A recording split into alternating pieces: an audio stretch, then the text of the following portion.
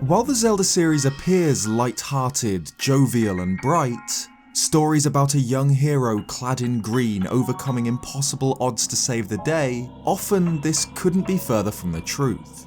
While the overarching stories normally have a happy ending, just below the surface are themes of sadness, loneliness, loss and mystery. So today, let's run through 5 of my personal favourite creepy Zelda characters. And as usual, I'll try and keep the list somewhat obscure, so I won't include predictable characters like the unsettling Happy Mask Salesman. So subscribe if you haven't already for more Zelda content, and without further ado, let's get into it.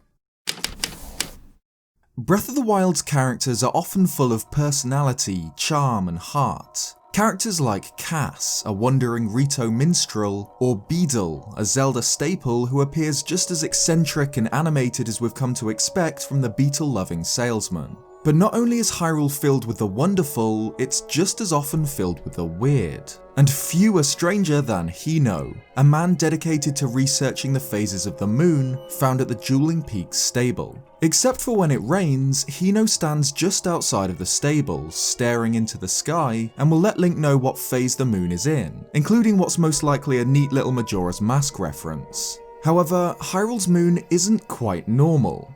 On nights when Ganon's power waxes, the moon is stained a blood red, and malice fills the air. With this surge of power, the Calamity resurrects all fallen monsters across Hyrule. Slain foes are once again given flesh under the crimson sky. This phenomenon is something which Hino has apparently extensively researched, and is the central focus of his interest in the moon. On one of these fateful nights, Hino informs Link that he's getting the feeling that something's going to happen. He can taste it. The blood moon is coming at last. But what happens to Hino during this night itself is what edges the character from eccentric into downright unsettling. As the blood moon begins to rise, Hino quickly becomes hysterical, seemingly possessed by the moon's power. He begins to sprint in circles around the stable, screaming things such as "blood, it's so red, so gloriously red," claiming that his blood is boiling and calling for the monsters of the world to arise. After this resurrection has occurred, Hino returns to his normal position, gloomily muttering that the blood moon has come and gone and that it's time to start waiting for the next one. He's calm and rational again. Ganon's power has waned, and whatever strange madness it caused in Hino has vanished. As far as I know, he's the only character who reacts this way to the blood moon. Sprinting around, screaming for blood, calling for the resurrection of monsters, growling and claiming that his blood boils. Either this mania was caused by Ganon's power, somehow taking hold of Hino's mind, or the researcher was fully aware of what he was doing during the blood moon, and he's just deliriously, hysterically excited to see the phenomenon and the resurrection of monsters. And I don't know which possibility is more terrifying. Ikana Valley is one of the eeriest places in the series. It was once the site of the great kingdom of Ikana, a prosperous, powerful nation, but is now a graveyard, abandoned save for the tormented spirits which haunt it. One of the first locations visited in the Ikana region is the Music Box House, the home of Pamela and her father, a scientist specializing in the supernatural. Pamela's father moved from Clocktown to the Ikana region to pursue his research, and at first, his studies in the region were a success. He discovered a song which drives away Gibdos, fittingly named the Farewell to Gibdos, and turned his house into a giant gramophone, powered by a water wheel, constantly playing this song, defending it against the undead. However, when Link reaches the house, something's wrong. No music is playing, and Gibdos swarm around the building like flies to a corpse. The river has dried up, stopping the water wheel, and strangely, the Gibdos seem to want the release of some of their own, apparently somewhere within the house, and when Link tries to enter, Pamela mistakes him for one of the dead, shouting, "My father is not one of you." After Link discovers the Spring Water Cave and plays the Song of Storms to free the composer brother Sharp's soul from a curse, the river once again starts to flow, and the music resumes, driving the Gibdos away from the house. With the undead gone, Pamela begins sneaking out of the house to check on the nearby well, leaving the door unlocked behind her, which allows Link to finally access the mysterious musical house. Inside, he'll find a snug living area, a dining table, fireplace, chest of drawers, and family photographs. But the basement level is where things get interesting. Below the ground lies the machinery behind the music. Great gears, pipes, and speakers, churning and grinding as the Farewell to Gibdos plays. But against the far wall is an ornate wardrobe, shut tight. When Link approaches it, the doors fly open, revealing a figure within, the shambling, groaning shape of a Gibdo. Except this Gibdo has a face, a human face, twisted in agony, one uncovered eye stained a bright yellow, and its mouth hanging open in an endless moan. If Link tries to attack the monster, Pamela will burst into the room, putting herself between the Gibdo and the hero's blade. The creature leans over her, still groaning, before it recoils, holding its head in confusion, apparently recognizing the young girl. Pamela pleads for Link to leave and forget everything he's seen in the basement. But if Link doesn't raise his blade to the Gibdo, but instead plays the Song of Healing, there's a different outcome. The music tears away the creature's suffering, leaving behind a living Hylian man, Pamela's father. Pamela herself enters the house and embraces her father, who apparently has no recollection of his time as a Gibdo. The young girl assures the man that he was just having a nightmare. But the events were very real. The Gibdo's mask lies nearby on the floor, what was once the hideous face of Pamela's father. Once cured, Pamela's father will explain that the well nearby hides a valuable treasure, but is haunted by the spirits of those who have entered the dungeon in search of it, now doomed to linger on beneath the ground as Gibdos. He mentions that he himself tried to enter the well once, but he doesn't remember anything that happened there. Piecing this together, it seems that Pamela's father, a scientist interested in the undead, ventured into the nearby well in search of its legendary treasure. However, as it had done with so many before him, the well cursed the scientist, dooming him to suffer endlessly as a Gibdo. However, somehow, the father was not lost in the well. He was instead sealed within a wardrobe in his basement, trapped in darkness as the curse took hold of him, and he began his slow transformation into a Gibdo. Whether it was he himself who found his way back from the well, or the actions of his brilliant daughter, we'll never know. But the fate of Pamela's father, had the hero of time not cured him, is one of the creepiest things in Majora's Mask. Of all Zelda's various characters, few are as infamous as Tingle. This wannabe fairy of course first appeared in Majora's Mask, functioning as a cartographer, selling Link maps of Termina's various areas, which he draws from up high on his balloon. While he's definitely weird here, he's not particularly creepy. That is, until we get to the Wind Waker. What is arguably Tingle's most iconic appearance in the series begins in the dingy jail on Windfall Island, where he's apparently been imprisoned for stealing a Picto box. This, along with the fact that skulls can be found in a tunnel leading off from his cell, already paints a more sinister picture for the spandex-wearing chap. But the darker side of the Wind Waker's Tingle only truly becomes evident later on, when Link is able to explore Tingle Island. This isle's hard to miss, featuring a giant totem pole-like tower with designs like fairies, a moblin head, choo-choos, and of course Tingle himself. The tower was actually built by one of Tingle's younger brothers, Knuckle, who finished the structure when he was 10 years old. And for whatever reason, it seems that the tower requires rotating through manual labour. Of course, this labour isn't done by Knuckle, who's missing for a large portion of the game until the player finds all 5 Tingle statues in the HD version, or by using the Tingle tuner in the original. It's not done by Tingle either, who lounges around on the decking, waiting for Link to come and play.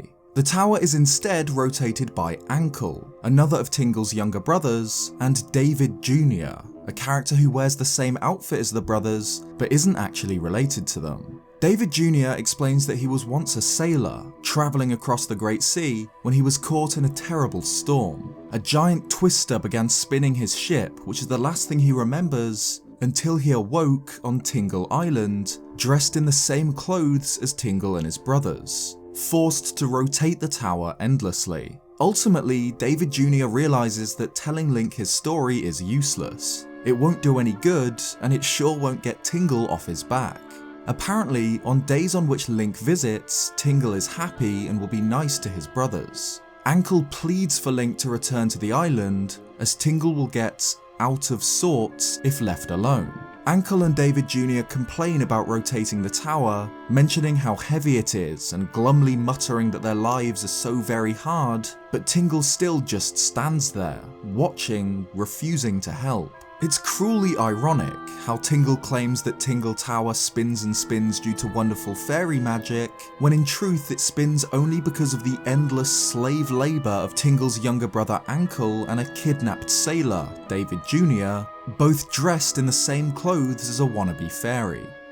Tingle's always treading the line between eccentric and creepy, but I've always felt that in The Wind Waker he definitely swings towards the latter. While on the surface he's the same excited, bubbly character as always, the closer we look, the more it's apparent that there's something sinister going on with how Tingle treats his brothers, and especially David Jr., a man who was once a sailor, but was unfortunate enough to wash up on the shores of Tingle Island.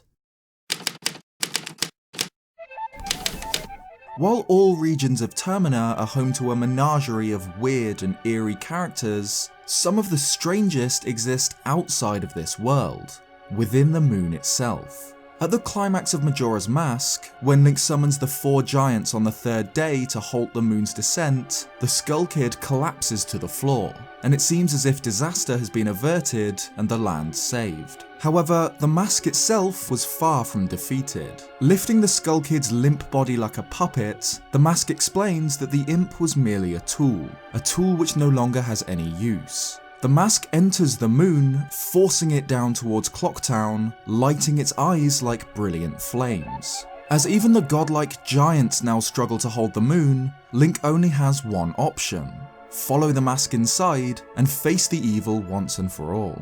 In contrast to the moon's terrifying exterior, its insides are bizarrely calming. A lone tree on a hill, surrounded by lush green fields under a bright blue sky. But this peaceful place soon becomes unsettling. Under the lone tree are 5 masked children, 4 dancing and playing together, with the last sat in a fetal position alone. If spoken to, the 4 dancing children will respond with strange, cryptic remarks, such as asking if Link too will become a mask salesman.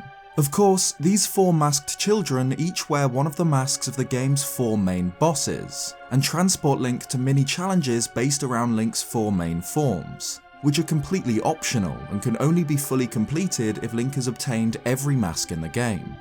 The 5th child, found under the tree, if spoken to, will simply ask, "Will you play with me?" initiating the final battle against Majora's Mask. If Link has completed all of the mini-dungeons within the moon, the 5th child will instead suggest they play good guys against bad guys, and gift Link the most powerful mask in the game, the Fierce Deity's Mask, which transforms Link into a warrior of godlike power.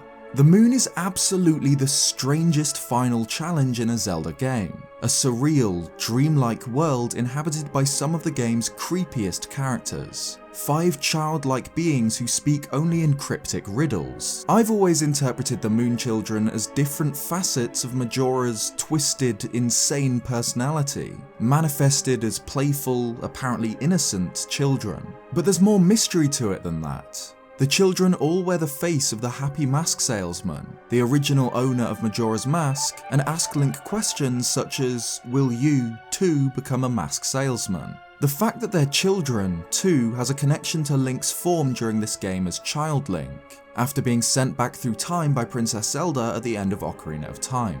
The game leaves this final section completely to the player's interpretation, and I couldn't see a game as weird and surreal as Majora's Mask ending any other way.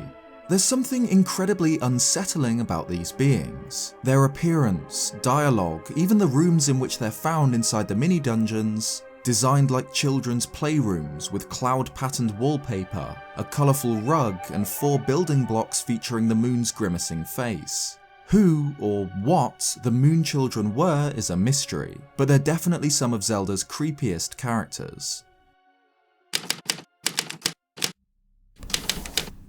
When Link pulled the Master Sword in Ocarina of Time, the bright, thriving kingdom of Hyrule was thrown into the past. 7 long years passed by in an instant, and the hero awakened into a ruined land. The kingdom's capital, its buildings blistered and burned, stood abandoned, save for the tortured souls of the Redeads, shuffling and moaning in the empty streets. But in this deserted town, one individual remained. A being who treads the line between the living and the dead.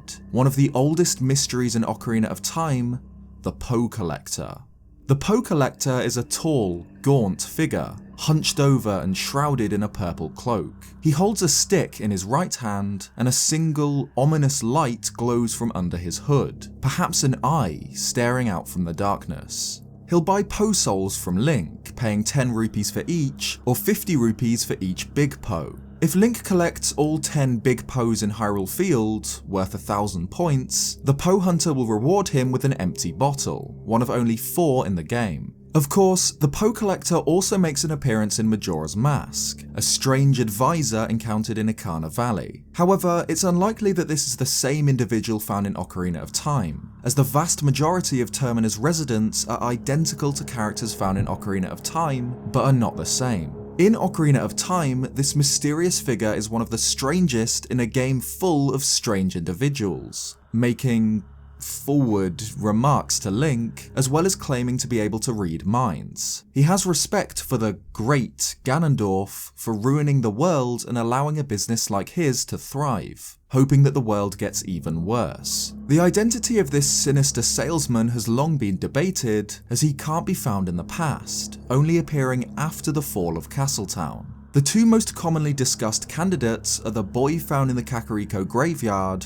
who idolizes Dampé the Gravekeeper, and the guard found in the same spot as the Poe Collector 7 years earlier. While there's some valid points in favour of the graveyard boy, like both holding a stick, I believe it was always the intent for the Poe Collector to be the future version of the guardhouse soldier. Not only are both characters found in the exact same location, 7 years apart, but the soldier's dialogue hints at a darker side to his personality. When approached in the day, the soldier will claim that he thinks it would be more interesting if there were more troubles in the world. And when approached at night, he says, "I wish some ghosts would come out or something. Hey, I'm really interested in ghosts. Studying them is a hobby of mine, but you never know, the time might come when that kind of knowledge might be useful." So this soldier, who wishes the world was more chaotic and has an avid interest in ghosts, is replaced after Ganondorf's rise to power by a cloaked individual who specializes in the collection of ghosts, and loves the ruined state of Hyrule, going as far as to wish that the world would get even worse. This, in addition to the Poe Collector's Triforce emblem on his lower torso, a symbol worn by soldiers of Hyrule, pretty solidly connects the guardhouse soldier to the Poe Collector in my eyes.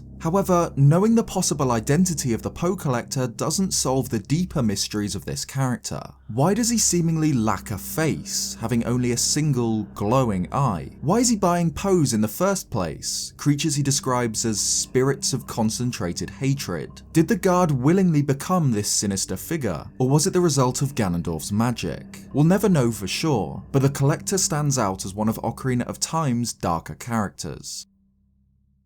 Thanks for watching this video. If you liked it, leave a like or subscribe if you haven't already for more Zelda content. Also be sure to follow me on Twitter, where I've been posting my initial reactions and analyses of all the new Age of Calamity footage. Cheers guys, and I'll see you next time.